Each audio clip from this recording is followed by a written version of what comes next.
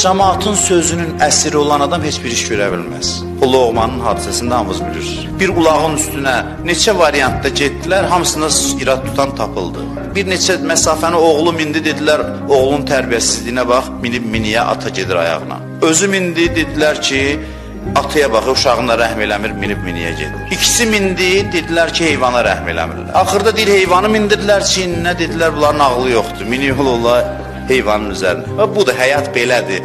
Otursun ki, o nə deyər, bu nə deyər, o necədir, bu necədir, gərək heç bir iş görməyəsən. Düz bildinsə, düzgün addımdırsa, dünya hamısı sənin əleyhə olsa, Quran buyurur, la yəxafunə ləvmətə laim, qınayanın qınamasından qorxmazlar. Düz adamı qınayan çox olar. Hərə bir daş atar. Biz müsəlmanlar hərəkət eləyən qatara daş atırıq. Diyananla işimiz yoxdur. Bu bizim xəstəliyimizdir.